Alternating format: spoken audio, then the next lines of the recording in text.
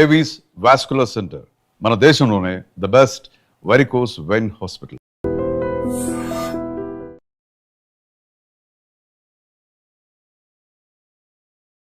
Welcome to iDream media. So BP చాలామంది ఈ సమస్యతో ఇబ్బంది పడుతూ ఉన్నారు. చిన్న వయసులోనే 20 years ఆఫ్ ఏజ్లోనే హై బీపీ అనేది ఇబ్బంది పెడుతుంది.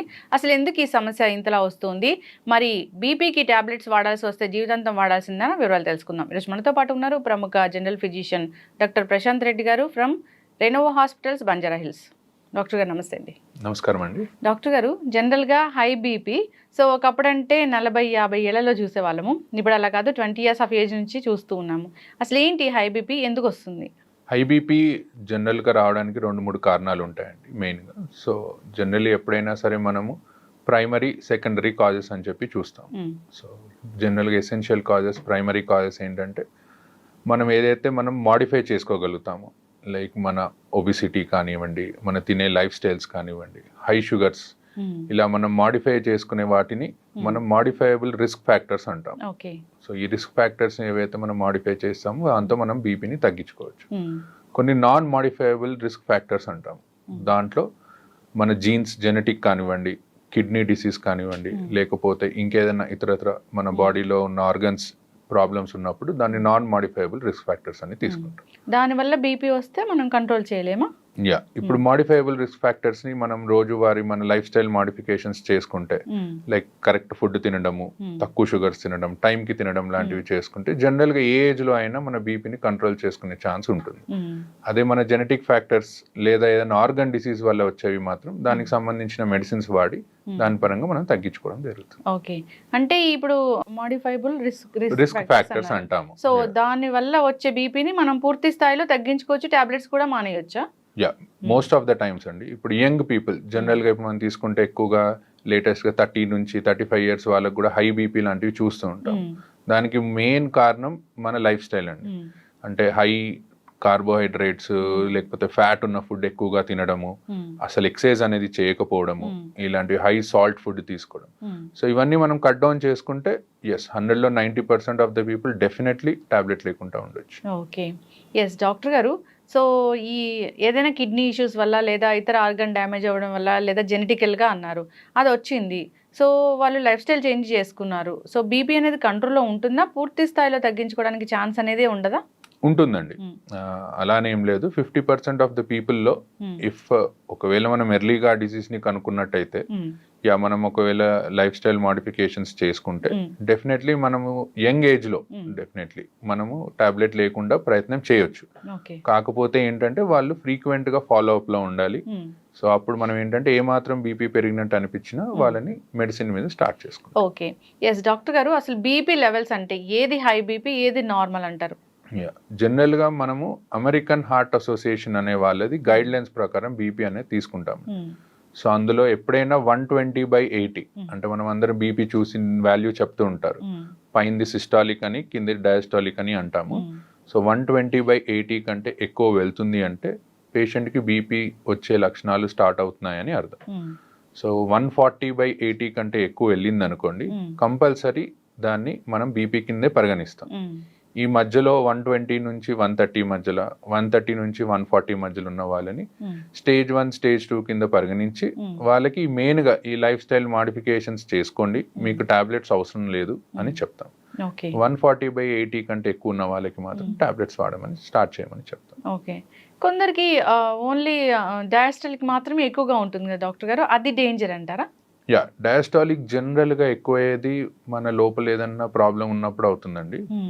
మెయిన్ గా కిడ్నీ డిసీజెస్ లో, లేకపోతే థైరాయిడ్ ఉన్న వాళ్ళలో, ఇలాంటి వాళ్ళు ఒబిసిటీ ఉన్న వాళ్ళలో, లేదా sleeping disorders problem, obstructive sleep apnoea అంటాం, ఇలాంటి వాళ్ళలో జనరల్ గా మనం డయాస్టాలిక్ బీపీ కూడా ఎక్కువ అవడం చూస్తుంటాం. India it's more dangerous than this systolic BP ఎక్కువ. సో దానికి కంపల్సరీ మెడిసిన్ వాడాల్సిందే. ఓకే, డయాస్టాలిక్ ఎక్కువ ఉన్నప్పుడు డయాస్టాలిక్ 90 కంటే ఎక్కువ ఉంటే మేము డెఫినెట్లీ ఫస్ట్ మెడిసిన్ అడ్వైస్ చేస్తాము, ఆ లైఫ్ స్టైల్ మాడిఫికేషన్స్ తో పాటు. ఒకవేళ తగ్గుతుంది అనుకుంటే మెల్లిగా మెడిసిన్ ని డిస్కంటిన్యూ చేస్తాం. ఓకే డాక్టర్ గారు, అసలు ఈ బీపీ 140/80 ఉంది, సో అలాంటి వాళ్ళు ఉప్పు ఎక్కువగా తినడం లేదా కొన్ని రకాల ఆహార పదార్థాలు ఎక్కువగా తినడం వల్ల బీపీ ఫ్లక్చువేట్ అవుతుంది, హై అవుతుంది అంటారు, సో అవి ఏంటంటారు? మెయిన్గా సాల్ట్ అండి. సాల్ట్ ఇంటేక్ ఎప్పుడైనా సరే తక్కువగా ఉండాలి.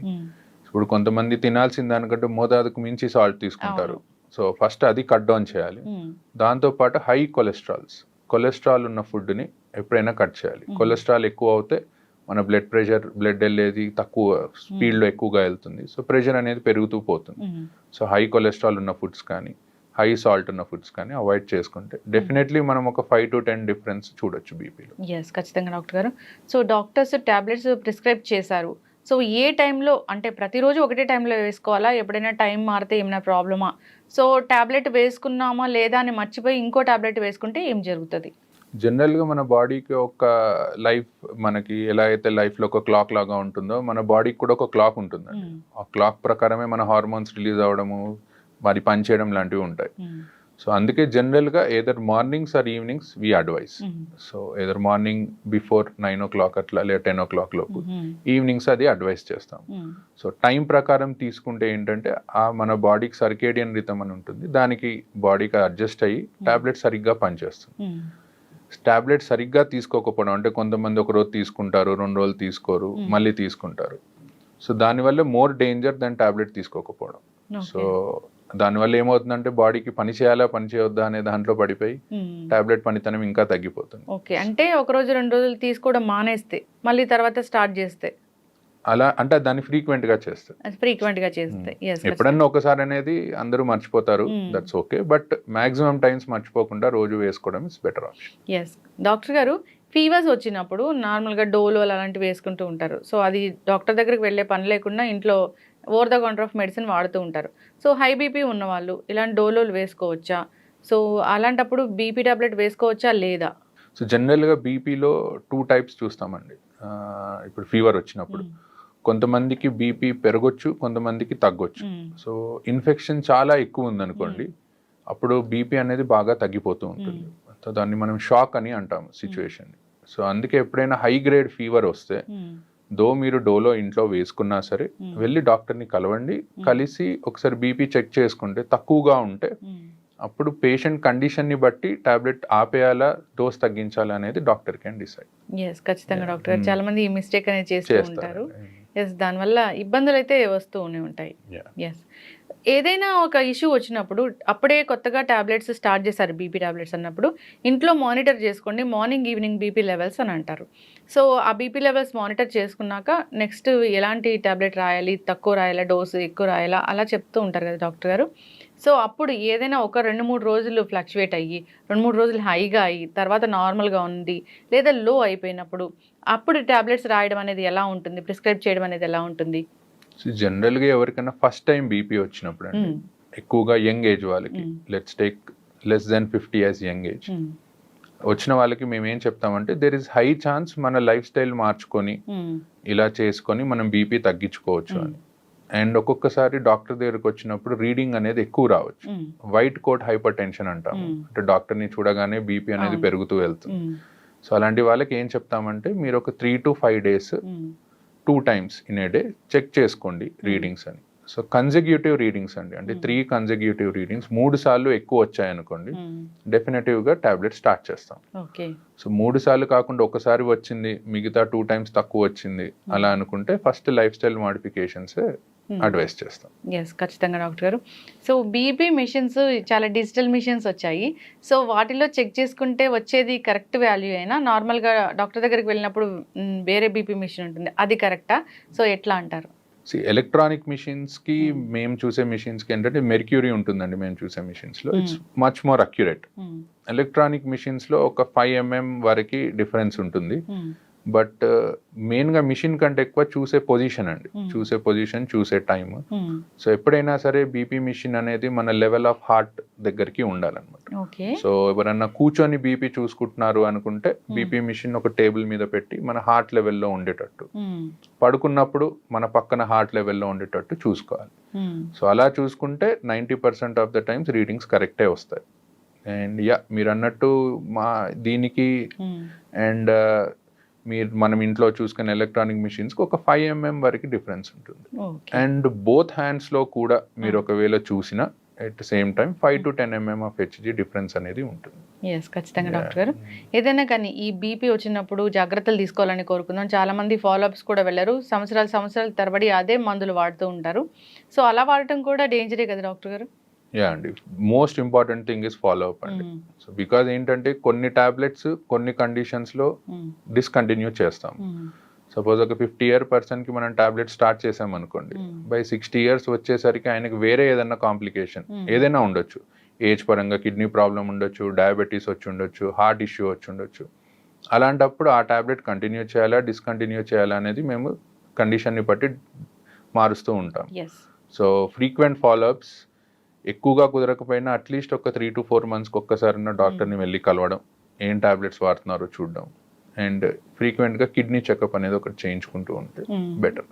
బీపీ ఉంటే కిడ్నీ కూడా ఫెయిల్ అవుతుందని చెప్తారు కదా డాక్టర్ గారు? యా, జనరల్గా ఏంటంటే ఏ బీపీ కానివ్వండి, డయాబెటీస్ కానివ్వండి, మన బాడీలో కిడ్నీని, హార్ట్ని, ఐస్ని ఒకవేళ ఎక్కువగా ఉన్నాయి అనుకోండి లెవెల్స్, డ్యామేజ్ చేస్తూ ఉంటాయి. సో ఇవి లాంగ్ టర్మ్గా బాడీలో మనకి ఎర్లీ ఏజ్లో బీపీ వచ్చినట్టయితే లాంగ్ టర్మ్గా కాంప్లికేషన్స్ వచ్చే ఛాన్స్ ఎక్కువగా ఉంటుంది. కానీ మనం ఫ్రీక్వెంట్గా ఒకవేళ చెకప్ చేయించుకొని టాబ్లెట్స్ కరెక్ట్గా వాడితే మాత్రం మోస్ట్ ఆఫ్ ద టైమ్స్ ఎవరికి కిడ్నీ డిసీజెస్ అనేవి రావు. బీపీ పేషెంట్స్ తీసుకెళ్ళినప్పుడు డాక్టర్స్ అడుగుతూ ఉంటారు, బ్లర్ విజన్ ఏమైనా ఉందా మీకు అని. అది ఎందుకు డాక్టర్ గారు? బేసికల్గా హైపర్టెన్సివ్ రెటినోపతి అని అంటామండి. అంటే హై బీపీ ఉండడం వల్ల ఐస్ డ్యామేజ్ అవుతూ ఉంటాయి, ఆ రెటీనా అనేది డ్యామేజ్ అవుతూ ఉంటుంది. అండ్ సో దానికోసం ఏంటంటే ఎవరైనా కొత్తగా బీపీ డయాగ్నోస్ అయిన వాళ్ళు, హై బీపీతో డయాగ్నోస్ అయిన వాళ్ళకి ఫస్ట్ వెళ్ళి ఒకసారి ఐ చెకప్ చేయించుకోమని చెప్తాం. ఎందుకంటే మనకి ఎన్ని రోజుల నుంచి హై బీపీ ఉందనేది తెలియదు, ఎంత డ్యామేజ్ అయిందనేది తెలియదు. సో ఒకసారి చెక్ చేయించుకొని దాని తర్వాత then we go ahead.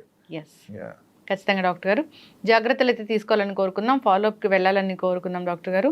So BP అంటే అదేం చిన్న విషయం కాదు. సో అది కంట్రోల్లో లేకపోతే ఆర్గన్స్ అనేవి డ్యామేజ్ అవుతాయి, కాబట్టి జాగ్రత్తలు తీసుకోవాలని కోరుకుందాం. చాలా చక్కటి ఇన్ఫర్మేషన్ అండి, ధన్యవాదాలు. Thank you.